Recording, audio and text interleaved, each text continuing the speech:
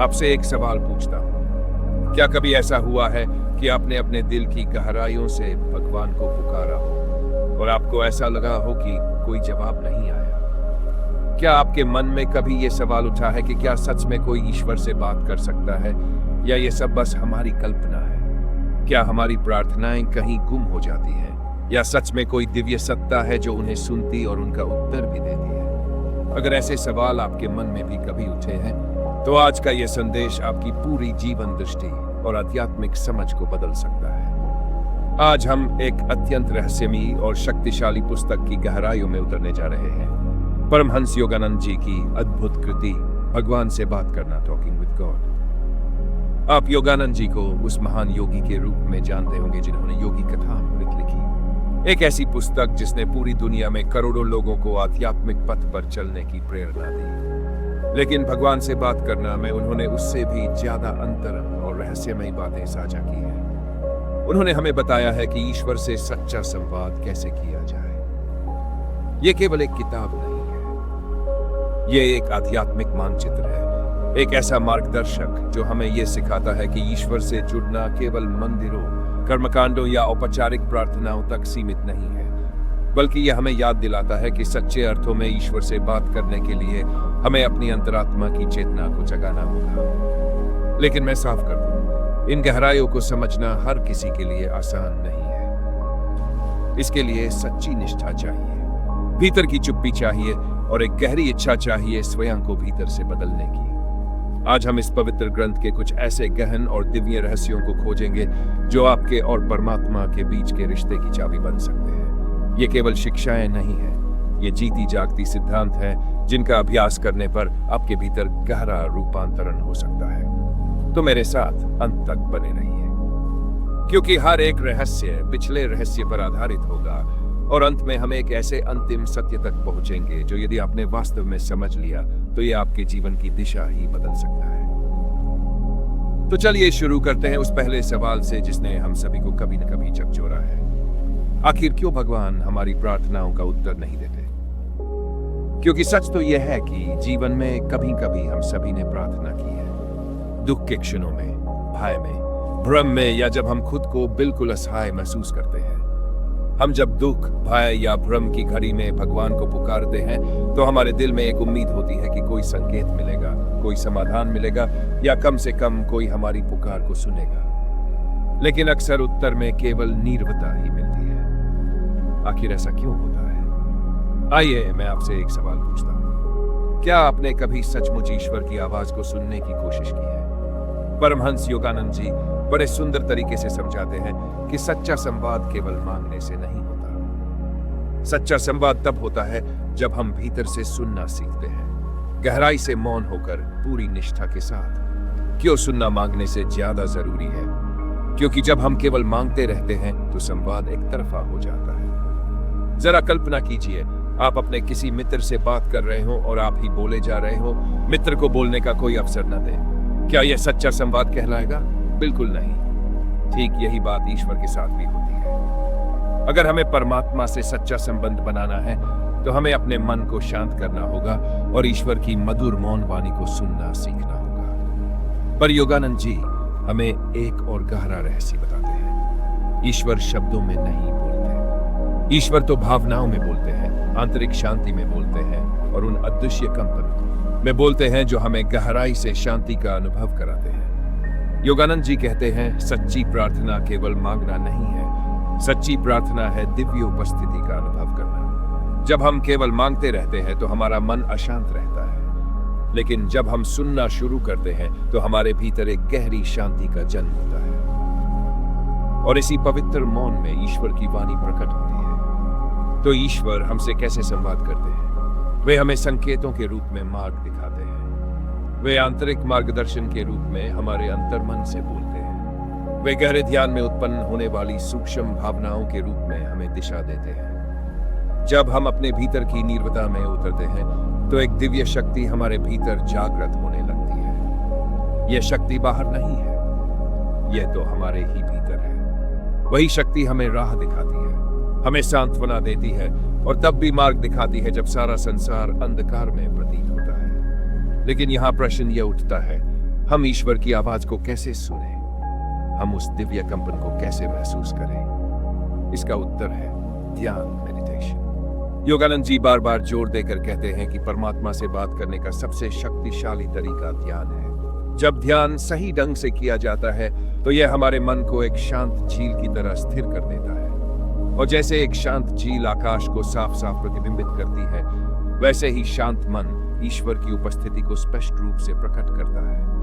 ध्यान के बिना प्रार्थना अधूरी रहती है, क्योंकि जब आप उत्तर पाने के लिए तैयार नहीं हैं, तो क्या वह सचमुच संवाद कहलाएगा? यदि आप वास्तव में ईश्वर की आवाज को सुनना चाहते हैं, न कि शब्दों में बल्कि उस दिव्य आंतरिक अनुभव के रूप में, तो आपको अपने भीतर की सारी हलचल को शांत करना सीखना होगा। केवल मौन में ही अनंत की वाणी सुनाई देती है। जब तक हमारी चेतना ऊंचाई पर नहीं उठती, हम ईश्वर की उपस्थिति को पूरी तरह अनुभव नहीं कर सकते। हमारे जीवन की हर क्रिया में, हर कर्म में एक पवित्र सच्चाई छुपी है, और वह सच्चाई यह है कि ईश्वर हर कार्य में विद्यमान है।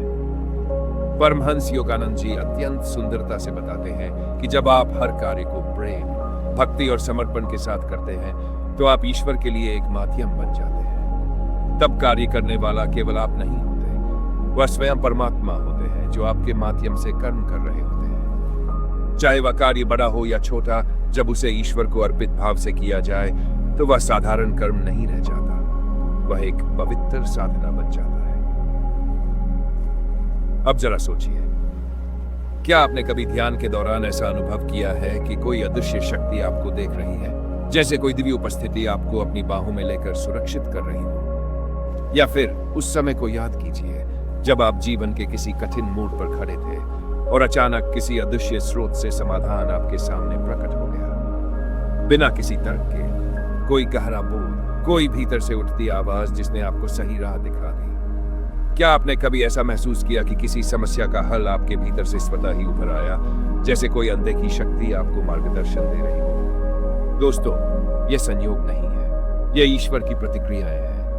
यह उस दिव्य सत्ता के संकेत है जो हर पल हमारे आसपास है, जो हमसे कहीं अधिक निकट है जितना हम सोच भी सकते हैं। लेकिन अब सवाल यह उठता है, क्या ईश्वर केवल संकेतों के माध्यम से ही उत्तर देते हैं, या क्या हम उनसे सीधे संवाद भी कर सकते हैं? यहीं पर हम पहुंचते हैं पांचवें आध्यात्मिक रहस्य की ओर, एक ऐसा रहस्य जो आपके हृदय की गहराई को झकझोर देगा। ईश्वर के उत्तरों को कैसे पहचानें? सच यह है कि हम सभी जीवन में कभी न कभी प्रार्थना करते हैं, सहायता मांगते हैं, मार्गदर्शन की खोज करते हैं, हम शांति की याचना करते हैं, लेकिन जब कोई स्पष्ट उत्तर नहीं मिलता तो मन में संदेह जन्म लेता है। क्या ईश्वर मेरी सुन भी रहे हैं? योगानंद जी इस प्रश्न का अत्यंत सरल लेकिन गहन उत्तर देते हैं। हाँ, ईश्वर सदा उत्तर देते हैं, लेकिन हमें उनकी भाषा को समझना सीखना होगा। वे 3 अद्भुत तरीकों से उत्तर देते हैं। पहला, अंतर्ज्ञान के माध्यम से। जब आप किसी कठिन प्रश्न से जूझ रहे हो और अचानक आपके भीतर कोई स्पष्ट विचार या अनुभूति उत्पन्न हो जाए, एक ऐसा बोध जो आपके मन को गहरे शांति से भर दे और जिसे लेकर कोई शंका न रहे, तो जान लीजिए कि यह आपके मन की कल्पना नहीं है, यह आपके आत्मा की आवाज है जो ईश्वर की मूक वाणी को सुन रही है। योगानंद जी कहते हैं, जब मन शांत होता है तब आत्मा ईश्वर की मूक वाणी को सुन सकती है। अगली बार जब कोई गहरी स्पष्टता या समाधान आपके भीतर से प्रकट हो तो ध्यान दीजिए, यह परमात्मा का उत्तर हो सकता है। दूसरा, स्वप्नों के माध्यम से। जब हमारा चेतन मन विश्राम कर रहा होता है और अवचेतन मन पूरी तरह खुला होता है, तब दिव्य मार्गदर्शन हमारे पास स्वप्नों के रूप में आता है। कई बार कोई स्वप्न प्रतीक रूप में संदेश लेकर आता है, कोई संकेत देता है, या ऐसी वार्ता होती है जो आपके हृदय में पवित्र भावनाओं को जगा देती है। दोस्तों, सच यही है कि ईश्वर हमेशा उत्तर देते हैं। असली कार्य यह नहीं है कि हम जोर जोर से प्रार्थना करें, बल्कि यह है कि हम इतने शांत हो जाएं कि उनके उत्तरों को ग्रहण कर सकें। केवल ध्यान करना या सत्संगों में जाना पर्याप्त नहीं है। एक और बात जिसे लोग अक्सर अनदेखा कर देते हैं, विचारों की पवित्रता। जब हम नकारात्मक विचारों में उलझ जाते हैं, तब हमारी चेतना का कंपन गिर जाता है और ईश्वर से हमारा संबंध धीरे धीरे कमजोर पड़ने लगता है। अगर आप सच में परमात्मा का अनुभव करना चाहते हैं, तो आपका मन शांत, प्रेम से भरा और सकारात्मक होना चाहिए। तो ये कैसे संभव है? हर दिन स्वयं से ये प्रश्न पूछिए, क्या मेरे विचार, मेरे शब्द और मेरे कर्म मुझे ईश्वर के करीब ले जा रहे हैं या उनसे दूर? यहाँ 3 अत्यंत आवश्यक साधन हैं जो हमें ईश्वर से जुड़े रहने में मदद करते हैं। पहला, प्रतिदिन ध्यान करें। ध्यान को कभी न छोड़ें, चाहे वह केवल 5 मिनट का ही क्यों न हो। यदि वह सच्चे हृदय से किया जाए तो यह आपके भीतर परमात्मा की उपस्थिति के द्वार खोल सकता है। ध्यान आत्मा की उस शक्ति को जगाता है जो आपको परम शांति और प्रेम से भर देती है। दूसरा, सत्संग, आध्यात्मिक संगति। सत्संग यानी उन लोगों का साथ जो आपकी चेतना को ऊंचा उठाए। सही संगति आपके भीतर की दिव्यता को पोषित करती है और आपके मार्ग को सुदृढ़ बनाती है। सत्संग वह पवित्र वातावरण है जहां आपके भीतर की लौ और प्रज्वलित होती है। तीसरा, अपने विचारों पर विजय पाना। नकारात्मकता से दूर रहें। इसके बजाय अपने हर विचार, हर शब्द और हर कर्म में प्रेम, करुणा और दया को जागृत करें। जब आपके विचार शुद्ध और प्रेममय होते हैं, तभी आप अपने जीवन में परमात्मा को आमंत्रित करते हैं। लेकिन अब एक और गहरा प्रश्न उठता है, क्या ईश्वर तक पहुंचने का मार्ग केवल संतों, तपस्वियों और साधुओं के लिए ही है? क्या केवल विशेष लोग ही ईश्वर की वाणी सुन सकते हैं?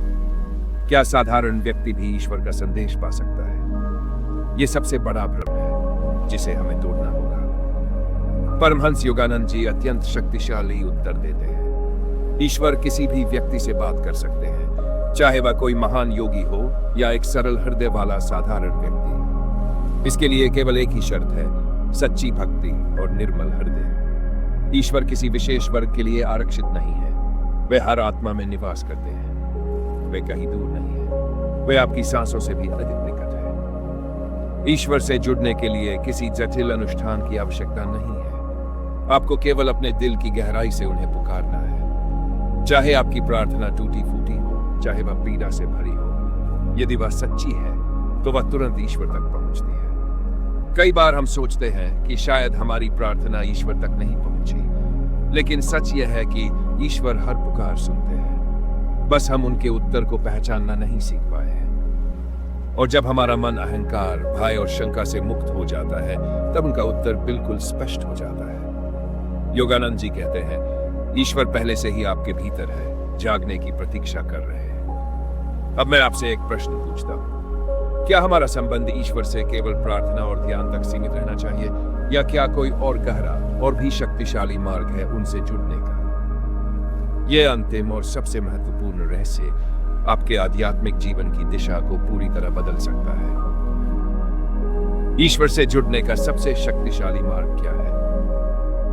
अब तक हमने ध्यान, प्रार्थना और अंतर्ज्ञान को ईश्वर से संवाद के साधन के रूप में जाना, लेकिन योगानंद जी एक और अधिक रूपांतरकारी रहस्य प्रकट करते हैं। ईश्वर तक पहुंचने का सबसे सरल और सबसे शक्तिशाली मार्ग है निष्काम प्रेम। निष्काम प्रेम क्या है? यह वह प्रेम है जो किसी प्रत्याशा के बिना दिया जाता है। जब आप किसी की मदद करते हैं बिना प्रशंसा की चाहत के, जब आप हर प्राणी में ईश्वर की झलक देखते हैं, जब आप प्रेम केवल दया के कारण देते हैं, न कि किसी स्वार्थ या आवश्यकता के कारण, तब आप हर क्षण ईश्वर की उपस्थिति को महसूस करने लगते हैं। सच्ची भक्ति मंदिरों और अनुष्ठानों तक सीमित नहीं है। पूजा केवल हाथ जोड़ने या मंत्र बोलने से नहीं होती। सच्ची भक्ति तो आपके हर रोज के जीवन में होती है। जब आप किसी को क्षमा करते हैं, जब आप किसी पीड़ित की सेवा करते हैं, जब आप अहंकार छोड़कर विनम्रता से बोलते हैं, वहीं ईश्वर का वास होता है। ईश्वर केवल गुफाओं में साधना करने वाले संतों से नहीं बोलते। ईश्वर किसी से भी बोल सकते हैं जो प्रेम, दयालुता और शुद्ध हृदय से जीता है। अब असली प्रश्न यह है, क्या आप इस संदेश को अपने जीवन में उतारेंगे? क्या आप आज से ही अपने हृदय में करुणा का दीपक जलाएंगे? क्या आप केवल मांगना बंद कर ईश्वर को अपने जीवन के हर क्षण में शामिल करेंगे? क्योंकि इन प्रश्नों के उत्तर ही ये तय करेंगे कि आप ईश्वर के कितने निकट या कितने दूर हैं। याद रखिए, ईश्वर किसी दूर आकाश में नहीं है, वे आपके भीतर है। प्रेम के माध्यम से उन्हें अनुभव करने के लिए तैयार है। आइए हम सब मिलकर इस दिव्य पथ पर आगे बढ़ें। आज हमने समझा कि ईश्वर से संवाद केवल शब्दों से नहीं, बल्कि हृदय की गहराइयों से होता है। ध्यान, प्रार्थना, अंतर्ज्ञान और सबसे बढ़कर निष्काम प्रेम ही वह सेतु है जो हमें परमात्मा से जोड़ता है। याद रखिए, ईश्वर कहीं बाहर नहीं है, वे हमारे भीतर है। हर शुभ विचार, हर करुणामयी कर्म, हर सच्ची प्रार्थना, यही सच्चा ईश्वर भजन है। अब ये आपके हाथ में है। क्या आप इस दिव्य संदेश को केवल सुनकर छोड़ देंगे या इसे अपने जीवन में जीना शुरू करेंगे? आइए हम सब मिलकर अपने जीवन को प्रेम, दया और भक्ति से भरें और हर दिन ईश्वर की उपस्थिति को अनुभव करें। अगर इस जान ने आपके हृदय को छू लिया है तो इस वीडियो को लाइक करें, कमेंट में लिखें, मैं ईश्वर को अपने जीवन में अनुभव करना चाहता हूं, और इस संदेश को किसी ऐसे व्यक्ति तक पहुंचाएं जिसे इसकी जरूरत हो सकती है। धन्यवाद। ईश्वर आप पर सदैव अपनी कृपा बनाए रखे।